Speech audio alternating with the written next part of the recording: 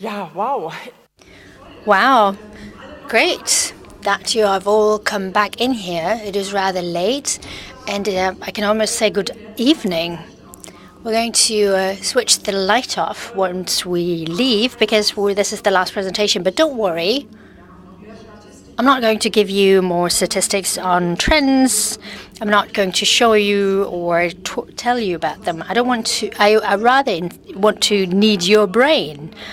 Everything that you've heard today in other presentations about trends, about megatrends, about innovations, and I want to help you to evaluate all that. I'm not sure whether you feel the same, but I sometimes feel overtaxed, burdened by too much that I get in my email box or read on the internet and look at some articles here and there, and I feel that people suggest that this is a trend of absolute importance for your next event and you need to incorporate that. The trends seem to be born almost every day. Do you feel the same, that when you read something about megatrends, that there are new buzzwords every day, new terms, and everything is trendy and not only a trend but a megatrend? But in the coming few minutes, I'm going to show you what is important. We want to focus on events and the relationship between trends, innovations, and good events. Who of you is an event planner? Who regularly plans events, congresses, conferences? There's quite a lot of you here. But I think that what I'm going to present to you is also of interest for those who are not event planners. When you talk about trends, or rather megatrends, because it sounds cooler, to look at them from a completely different angle. When I prepared my presentation, I looked at a lot of articles and statements by experts in the industry and collected some terms, some buzzwords. I'm sure that you know some of them. And I'm not saying that they're not important. I'm not claiming that at all. But everything here is sold to us as trends or megatrends. And the ones in bold letters, then they are the megatrends. And apparently there are 12 of them. When you look elsewhere, and when you look at different surveying institutes, there are 3 or 6 and sometimes even 18 megatrends that are essential these days. It is very difficult then to define what a megatrend is, what is just a fad, what is going to be over in 2 or 3 years' time, and something that we can forget about soon. From the list that I've just showed you, I took out 3. And I read about them as trends in a lot of articles. First of all, the buzzword storytelling. Is that a trend? What are we doing as event planners? People before me, they did the same thing. They told you about the same thing, that we have been telling stories all the time. This is why events exist. Because we tell stories when we organize events, when we hold and carry out events. We talk about brands. We talk about everything and we present them. Content is king all of a sudden. All of a sudden it's called a trend, but we have been dealing with content all the time. Sometimes we lose sight of what is important, what is essential, and people generate a modern term and they call that a trend. So we lose sight of what is essential. Let's look at the term sustainability. I think that you all know that term from your business, from your field of work. Everything needs to be greened. We need to have green events, green per diems, per hospital, per hotel, of course. And you get your pencils that are made of sustainable wood. But of course, I'm exaggerating. But when you are now focusing on sustainability and you claim that this is a mega trend, I don't see it as a trend, but rather as a reality. Next term, demographic shift, diversity, inclusion, Karl Krauthausen gave us a very interesting story. We are getting older. We are getting more and more diverse in our societies. This is not a trend. This is reality, and it is not going to change either. So how do I differentiate from what is a trend, what is trendy at the moment, and on the other hand, what is of substance, what is going to remain? I've used the term megatrends several times, and I'm sure that you've heard of it. I looked at the Zukunftsinstitut, and this is an institute doing market research, and they looked at the definition of a megatrend, and it is very important to look at it because tonight or tomorrow, when you discuss with your colleagues what a megatrend is, or when they want to sell you some megatrend, then you can challenge that and say, is that really a megatrend? And this institute, this research institute, says that megatrends are deep water currents of change. Think about it. It has nothing to do with fads, with just quick fires, with something that is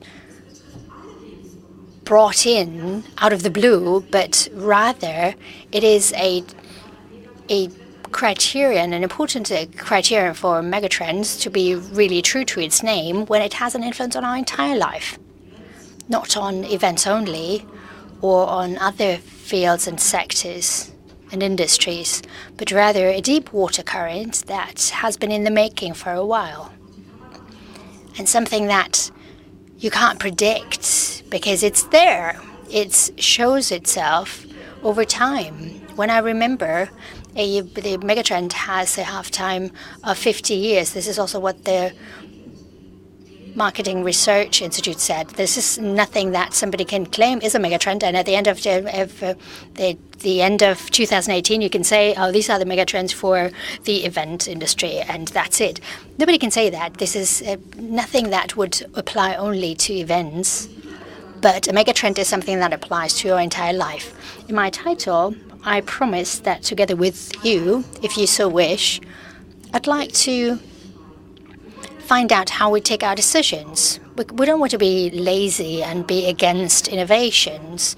We want innovations. I may criticize trends, but that does not mean that I'm against them. So I just want to find out which ones are the important ones. And maybe then that will give me an idea how I can develop standards on the basis of that trend. And you know it just as much as I do, or maybe even better, not only from event management or from the field of event planning, but from all business activities that you are engaged in. So what are the challenges that you are faced with when you come to your office every morning? For event planners, people ask you then to set up an event within 3 or 4 weeks. Maybe that's 6 weeks, but that's your reality. I don't think that there are many event planners who can plan long term. Everything is becoming shorter and shorter term. So the big challenge is to bring something about quickly and to make people enthusiastic and find participants. And Günther Meinka did a very great presentation on how to stage your event. And I'm not sure whether you all have seen it, but we don't have the time. This is a luxury that we don't have. And then the logistics and the budgets.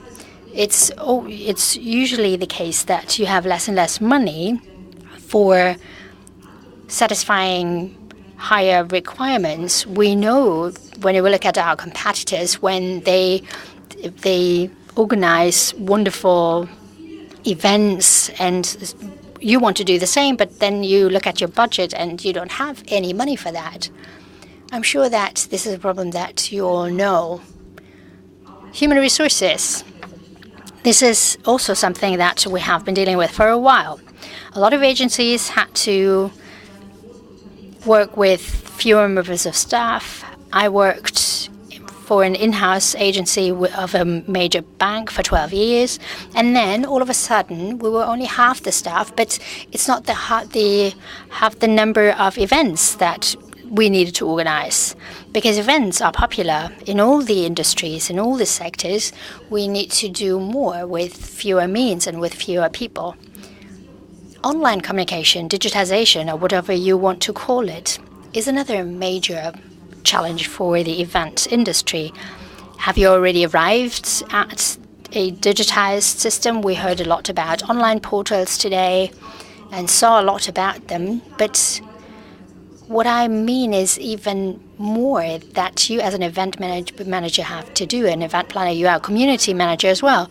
A lot of organizers tell you that you should also be active on social media because that's important, so it shouldn't be a problem.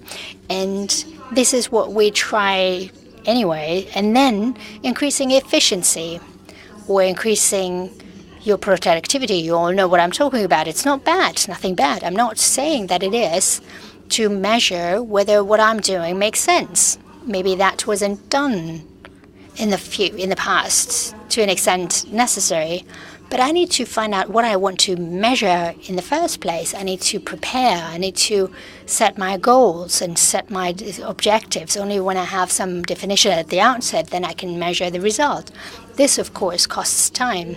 And then there's another component that I'd like to call miscellaneous, and these are the things that you find on your desk. For example, restructuring within your company, and you have different contact points, and you have clients with changing personnel, and or where you are, whether you are in a company and the decision makers do not take any decisions, or your budget is curtailed, or things like that. This is something that we have to deal with as event planners on our day-to-day business, in our day-to-day life. And then innovation. Everybody asks me to be innovative, do something that has never been before. It has never been there before. And people ask us to do something that's different from what we did last year. Every year they ask us to do something new.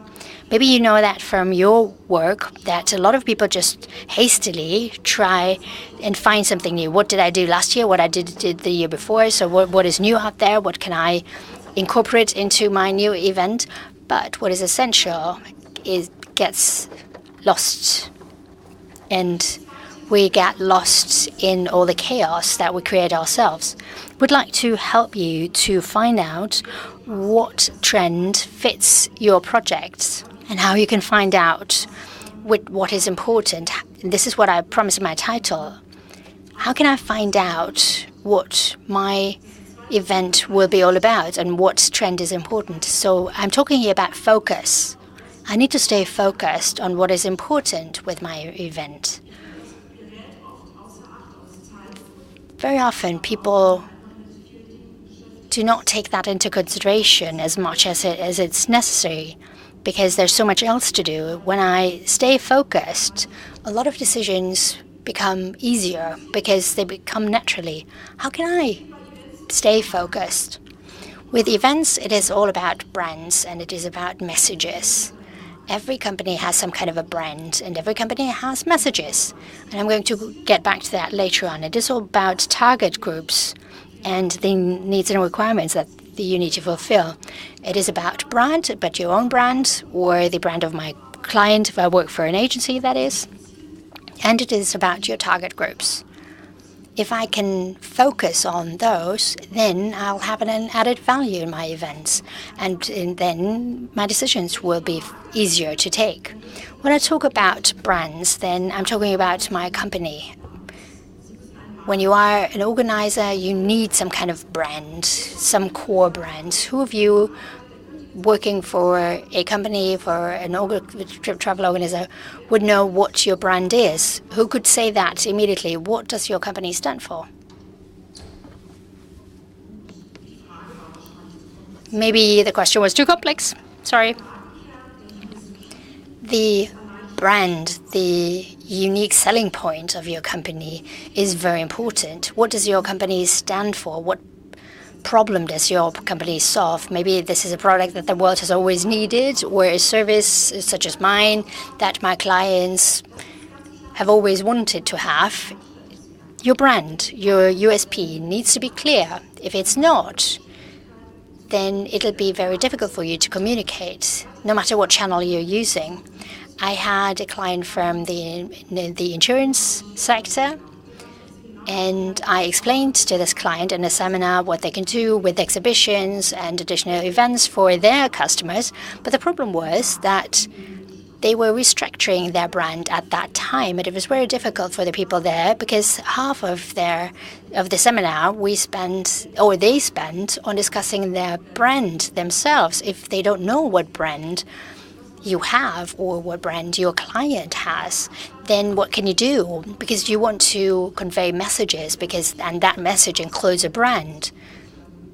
The message sent out from the original company, target group. When you think about your target groups, event planners say, of course, we have defined our target groups. I know who I'm targeting. But target groups are not only important for event planners, but also for companies.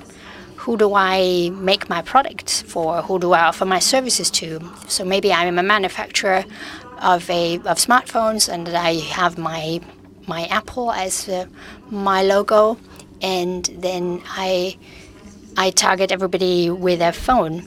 I have a smartphone. This broad definition. People using smartphones only, then that's not enough. People would not be reached. Who of you here has a smartphone with an Apple? And I hope that and I'm sure that you love it. You don't want to miss it. But this Apple gadget stands for something, for lifestyle maybe. Maybe you know that better than I do, because I don't have one. Maybe a winemaker selling wine says my target group are everybody who drinks wine. And that is not clear enough because he needs to find out whether he addresses younger people, older people, people who are more interested in sustainability and healthier lifestyle, who want to come to your place to pick up their wine because they want to get to know you and because they're interested in that. And what is the job that my target group is doing? What are the values that my target group has? When you think about target groups, then you very often hear the term the ideal client. And who is that? What are they interested in? There are many features of how you can define your target group, and it's very important for your events.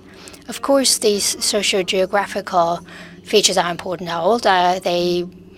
Are they male or female?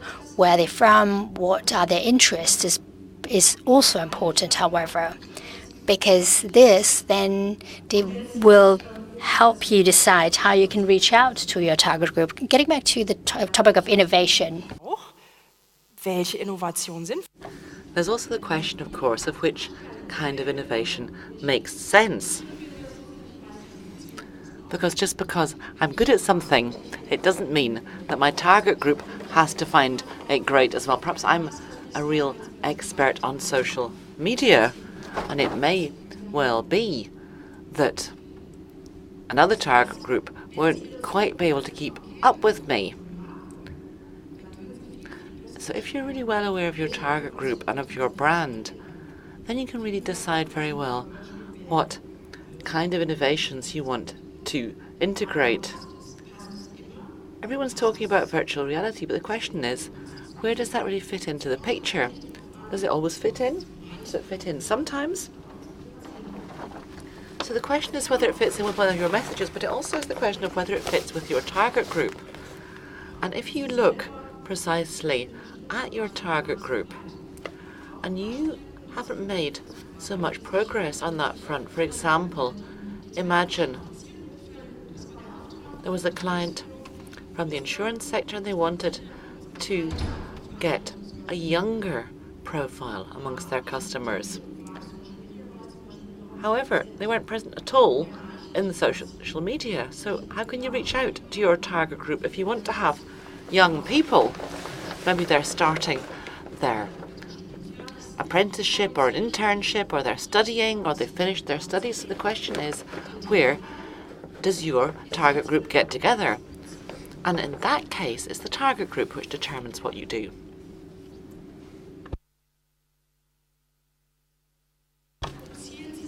So that was the one tip. Focus. Focus on, for example, your brand and or your target group.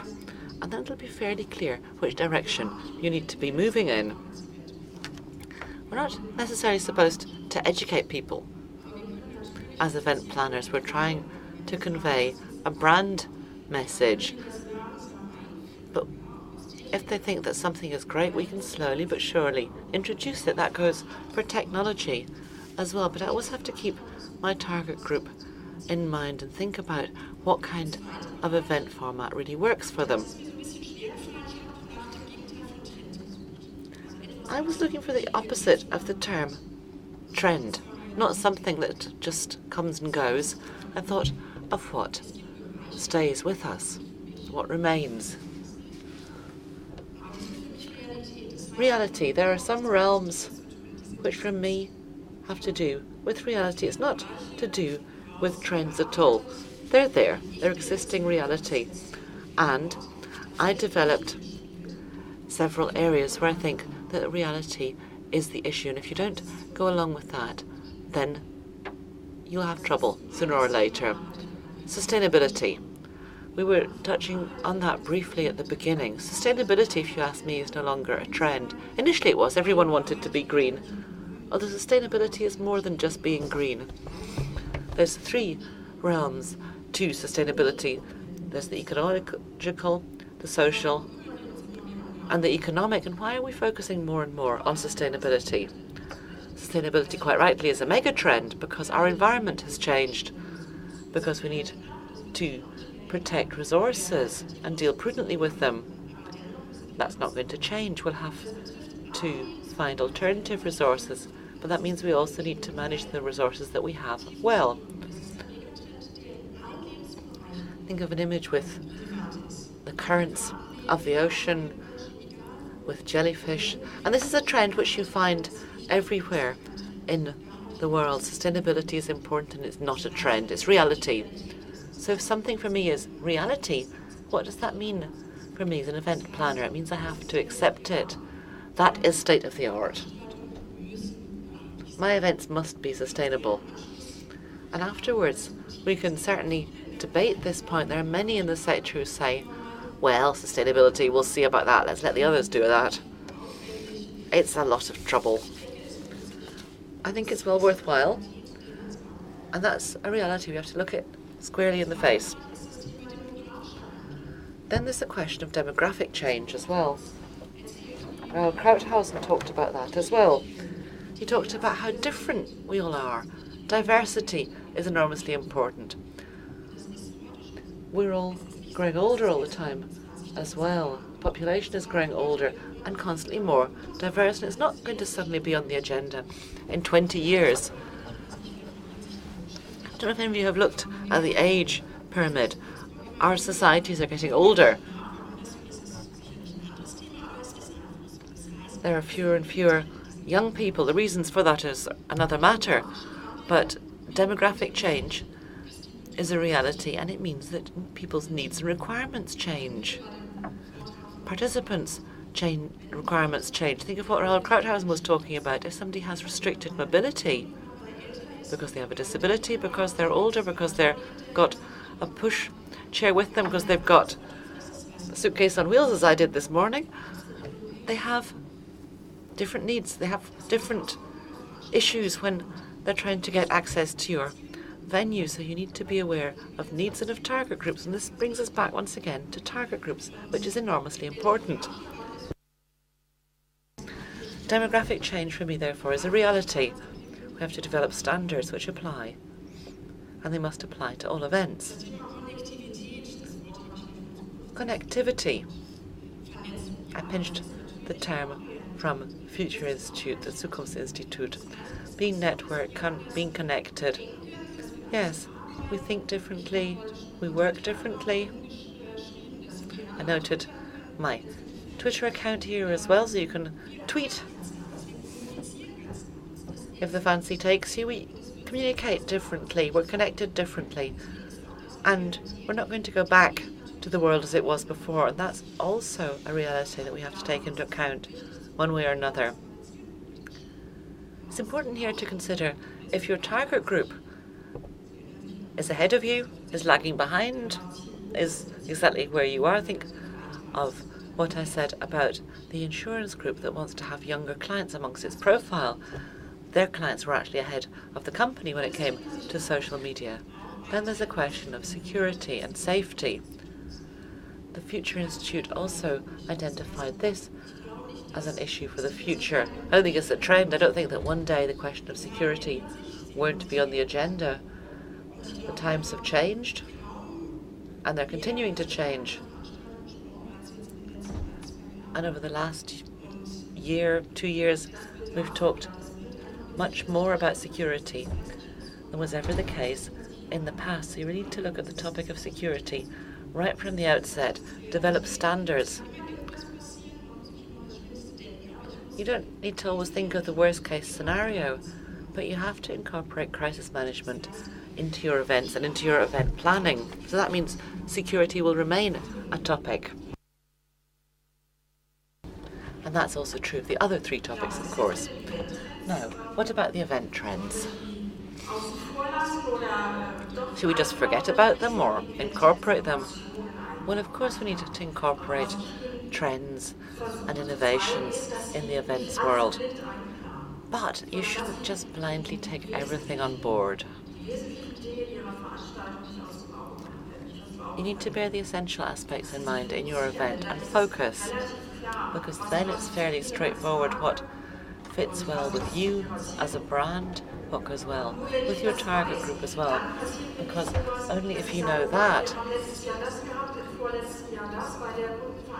do you avoid simply innovating for the sake of innovation, saying we did this last time, let's do something different now, while forgetting about whether it actually fits with you and doesn't appear stilted and somehow fake. It's only if it really dovetails well with your brand and with your event that you can actually incorporate the innovation and the trend intelligently. So the trend follows the target group, not vice versa. It's crucial to have a sense for the needs of your target group, because that's the only way to pick out the right trend or the innovation, call it what you will. If you want to incorporate virtual reality, that's fantastic. But think for a moment about whether it fits with your target group and with your event. Do you want to have hybrid events? Fantastic. But check and see if that really works. Or do you want to have new formats with lots of interaction and comfortable chairs in the corner? Okay, that's fantastic. But see if it fits in with the needs of your clients. If you've got participants like Rolkhauthausen, you won't necessarily be able to participate in all of those kinds of events with lots of movement for interaction, contact. Then digitalization, event apps, that's fantastic too. But what about participants who have visual impairment of one kind or another? How can they be involved? So remember your target group, remember your brand, remember your message, and then it's much easier to implement the right trends and the right innovations, to generate them, to create them, and to incorporate them. And that was that. So I hope that sparked some ideas for you and got you thinking. And I hope that you're not too shocked by all of the ideas of trends that you've taken on board already. Thank you for being here. Thank you for listening. And I'll be here for a moment if you wish to discuss any of this or have questions. You can certainly contact me on Twitter, network with me. I'd be delighted. Thank you very much and enjoy the rest of the ITB.